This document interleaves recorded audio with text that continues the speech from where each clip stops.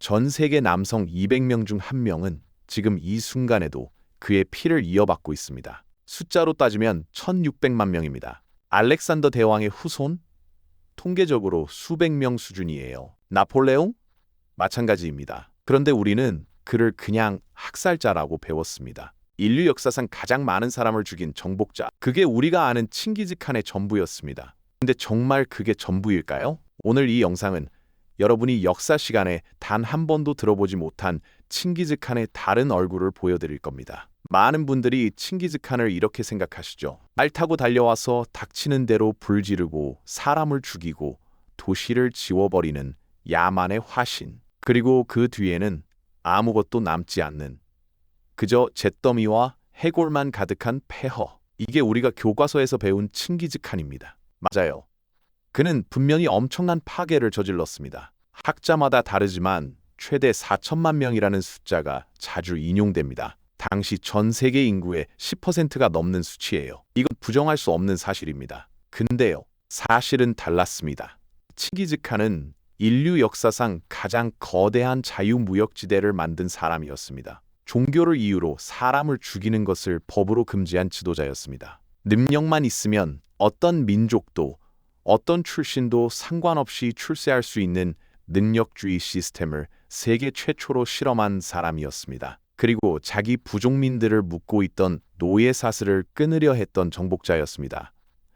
지금부터 천천히 이야기해드리겠습니다. 이야기는 1162년 몽골 초원의 한 강가에서 시작됩니다. 오논강 근처였습니다. 한 아이가 태어났는데 이 아이는 태어나자마자 오른손 안에 핏덩이를 꽉 쥐고 있었습니다. 몽골 전통에서 이건 예사로운 일이 아니었어요. 위대한 전사가 될 것이라는 징조로 받아들여졌습니다. 아버지 예수게이는 아들의 이름을 태무진이라고 지었습니다. 마침 그가 타타르족 적장 태무진을 사로잡은 날이었거든요. 승리의 이름을 아들에게 붙여준 겁니다. 태어나는 날부터 전쟁과 함께한 아이였어요. 태무진의 어린 시절은 솔직히 저도 이 부분을 조사하면서 마음이 많이 무거웠습니다. 아버지 예수게이는 태무진이 겨우 9살 때 미래 신부감을 구하러 아들을 데리고 이웃 부족을 방문합니다. 신부를 정하고 돌아오는 길에 타타르족 진영에 들렀다가 독살을 당해요. 아버지가 쓰러졌다는 소식을 듣고 달려온 태무진이 곁에서 마지막을 지켰지만 예수게이는 끝내 숨을 거두었습니다. 9살 아이가 아버지의 죽음 앞에서 어떤 마음이었을까요? 감정이 어떤 방향으로 자랐을지 저는 그게 이 사람의 모든 것을 설명한다는 생각이 들었습니다. 더 가혹한 건 그 다음이었습니다. 아버지가 죽자 부족 어른들이 모여 결정을 내렸습니다. 과부와 아이들은 부족에게 짐이 된다. 버리자. 태무진의 어머니 호엘루는 5 아이를 데리고 드넓은 초원에서 혼자 살아남아야 했습니다. 뿌리와 열매를 캐먹고 강에서 물고기를 잡고 때로는 들쥐를 잡아먹으며 버텼다고 기록은 전합니다. 나중에 세계를 정복하는 남자의 어린 시절이었습니다. 귀족 집안에서 태어난 것도 강한 부족의 보호를 받은 것도 아니었어요. 그는 철저히 버려진 아이였습니다. 청년이 된 태무진은 어릴 때 아버지가 약속해 놓은 신부 보르테와 결혼합니다. 그런데 결혼한 지 얼마 되지 않아 메르키트족이 야밤에 습격을 해왔어요. 그리고 보르테를 납치해 갑니다. 태무진에게 이건 단순한 아내의 납치가 아니었습니다. 초원 유목민 사회에서 아내는 가문의 연속이고 존재 자체였어요. 그는 피를 토하는 심정으로 동맹을 구하러 다녔습니다. 아버지의 오랜 친구 토그릴 칸에게 달려가 도움을 청했고 의형제 자무카와 손을 잡아 연합군을 구성했습니다. 결국 보르테를 되찾아옵니다. 네, 여기서 역사적으로 꽤 민감한 사실이 하나 있습니다. 되찾아온 보르테는 이미 임신한 상태였습니다. 중에 태어난 아이는 주치라는 이름이 붙었는데 손님이라는 뜻이에요. 칭기즈칸이 직접 주치를 적자로 선언하며 공식 아들로 인정했지만 이게 훗날 그의 아들들 사이에서 엄청난 갈등의 씨앗이 됩니다. 한 가정의 가장이 외면하고 싶었던 진실 하나가 수십 년 뒤 제국의 분열로 이어지는 거예요. 역사는 이렇게 작은 상처에서 시작될 때가 많습니다. 이제 태무진이 어떻게 칭기즈칸이 되었는지 이야기할 차례입니다. 당시 몽골 초원은 완전히 분열된 상태였습니다. 수십 개의 부족이 서로 싸우고 배신하고 약탈하는 약육강식의 세계였어요. 이 구조에서 살아남는 방법은 두 가지뿐이었습니다. 강한 혈통으로 태어나거나 더 강한 사람 밑에 들어가거나. 태무진은 이 두 가지 다 해당하지 않았습니다. 그는 아버지를 잃은 고아였고 한때는 적에게 잡혀 목에 칼을 차고 끌려다닌 사람이었습니다. 그야말로 바닥 중의 바닥이었어요. 근데 태무진에게는 특별한 것이 있었습니다. 사람 보는 눈이었습니다. 그는 자신에게 충성을 다한 사람에게는 출신이나 계급에 상관없이 최고의 자리를 내줬습니다. 어릴 때부터 의형제처럼 지낸 자무카라는 인물이 있었는데 이 사람은 혈통도 좋고 카리스마도 대단했습니다. 반면 태무진 곁에는 출신이 변변치 않은 사람들이 모여들었어요. 하지만 태무진은 그 사람들을 끝까지 믿었고 그 사람들도 태무진을 목숨 걸고 따랐습니다. 결국 자무카와 태무진은 몽골 초원의 패권을 놓고 격돌하게 됩니다. 그리고 승자는 혈통이 아닌 사람을 택한 태무진이었습니다. 자무카는 배신자들에 의해 태무진에게 넘겨졌고 태무진은 의형제를 배신한 자들을 즉각 처형했습니다. 하지만 자무카에게는 명예로운 죽음을 허락했어요. 그 복잡한 감정이 느껴지지 않으신가요? 1206년 오논 강가에 몽골의 모든 부족이 모였습니다. 쿠릴타이, 즉 대집회였습니다. 거기서 태무진은 공식적으로 칭기즈칸, 즉 전 세계의 지배자로 추대됩니다. 그의 나이 44이었습니다. 젊은 정복자가 아니었어요. 수십 년의 굶주림과 배신과 전쟁 끝에 얻어낸 자리였습니다. 그리고 그가 가장 먼저 한 일 중 하나는 법전을 만드는 것이었습니다. 야사라고 불리는 이 법전은 오늘날 원본이 거의 남아있지 않지만 여러 기록에서 그 내용의 파편들이 전해집니다. 도둑질 금지, 사람을 노예로 삼는 것 금지, 종교를 이유로 한 탄압 금지, 그리고 지위나 출신과 무관하게 실력 있는 자를 등용한다는 원칙. 지금 들으면 당연한 것 같죠? 하지만 이게 1200년대 초반 이야기입니다. 유럽에서는 봉건 제도가 절정을 달리고 있었고 중국에서는 황제 혈통이 전부였으며 중동에서는 이슬람과 기독교가 서로를 죽이겠다며 십자군 전쟁을 이어가던 시대였습니다. 그 시대에 칭기즈칸은 출신을 묻지 않겠다고 선언한 겁니다. 그렇다면 왜일까요? 왜 그는 이토록 파괴적인 정복자이면서 동시에 이런 진보적인 원칙을 세웠을까요? 저는 그 답이 그의 어린 시절에 있다고 생각합니다. 아버지를 잃고 부족에게 버려진 아이, 목에 칼을 차고 끌려다닌 소년.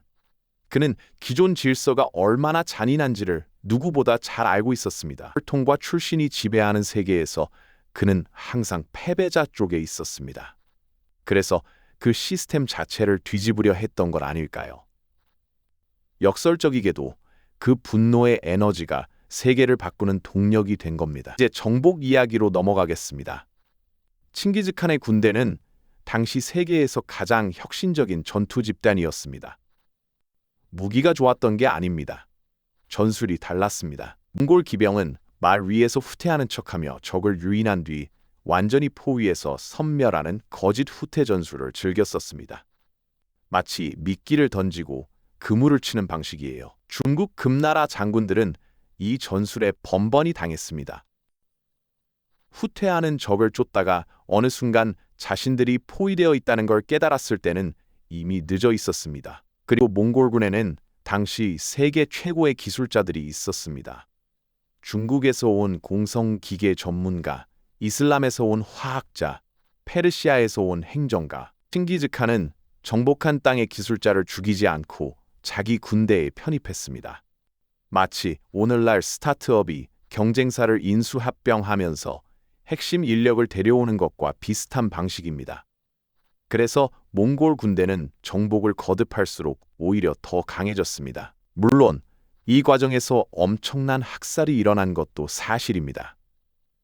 저항하는 도시는 초토화됐습니다. 흐와라즘 제국의 수도 사마르칸트, 페르시아의 메르브, 니샤푸르.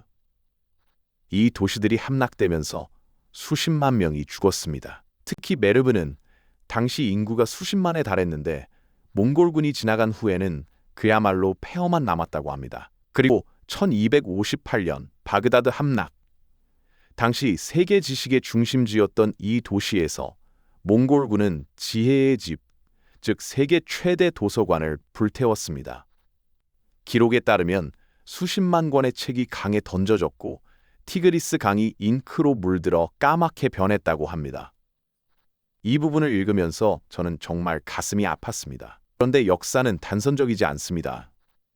파괴의 반대편에서는 무언가가 조용히 쌓이고 있었습니다. 칭기즈칸과 그 후계자들이 만든 제국, 이른바 팍스 몽골리카는 역사상 유례없는 평화와 교류의 시대를 열었습니다. 팍스 몽골리카는 라틴어로 몽골의 평화라는 뜻입니다. 중국 동쪽 끝에서 출발해 중앙아시아를 거쳐 흑해까지 이어지는 이 거대한 땅이 하나의 제국 아래 통일되면서 상인들이 안전하게 실크로드를 오갈 수 있게 됐습니다. 마치 오늘날 유럽연합 내에서 국경 검문 없이 자유롭게 이동할 수 있는 것처럼요. 몽골 제국은 얌이라는 역참 시스템도 만들었습니다. 일정 간격으로 역참을 설치하고 말을 준비해두는 시스템이에요. 오늘날로 치면 고속도로의 주유소가 일정 간격으로 있는 것과 같은 개념입니다.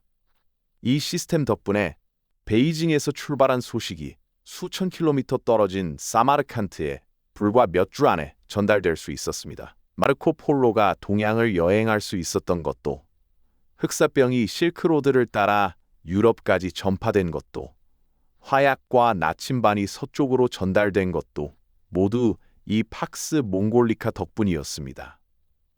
칭기즈칸은 파괴했고 동시에 연결했습니다. 칭기즈칸 본인은 몽골 전통 샤머니즘을 믿었습니다. 하지만 그의 제국 안에는 불교, 이슬람교, 기독교, 유대교, 도교 신자들이 모두 공존했습니다. 그는 어떤 종교도 강요하지 않았어요. 오히려 성직자들에게는 세금을 면제해줬습니다. 유럽에서 이단자를 화형에 처하던 바로 그 시대에 몽골 제국 안에서는 종교의 자유가 있었습니다. 그렇다면 왜 우리는 칭기즈칸을 그냥 학살자로만 기억할까요? 역사는 승자가 쓰는 게 아닙니다. 글을 쓸 수 있는 자가 씁니다. 몽골에 멸망당한 페르시아 역사가들, 아랍 학자들, 중국 문인들은 당연히 칭기즈칸을 악마로 묘사했습니다. 반면 몽골 측 기록은 상당 부분 소실됐습니다. 그래서 우리는 피해자 쪽의 기록만 주로 보게 된 거예요. 칭기즈칸은 1227년 서하 원정 도중 사망합니다. 정확한 사인은 지금도 논란입니다. 그의 시신은 비밀 장소에 묻혔고 무덤의 위치를 감추기 위해 장례 행렬이 지나간 자리에 모든 사람과 동물을 죽였다는 기록이 있습니다. 그 무덤은 지금도 발견되지 않았습니다. 2003년 아시아 전역의 남성 약 1,600만 명이 동일한 Y 염색체의 조상을 공유한다는 유전학 연구 결과가 발표됐습니다. 학계는 이 인물이 칭기즈칸 혹은 그의 직계 남성 후손일 가능성이 매우 높다고 봅니다. 지금 이 순간 지구 어딘가에서 칭기즈칸의 피를 이어받은 누군가가 아침밥을 먹고 출근 준비를 하고 유튜브를 보고 있을 확률이 통계적으로 상당히 높습니다. 1,600만 명. 그 사람은 자신이 누구의 후손인지 알고 있을까요? 그리고 만약 알게 된다면 그건 자랑스러운 일일까요? 아니면 불편한 일일까요? 그 질문의 답은 어쩌면 우리가 역사를 어떤 눈으로 보느냐에 달려 있을 겁니다. 이런 이야기들이 궁금하셨다면 구독과 좋아요 눌러주세요. 다음 이야기에서 또 만나겠습니다.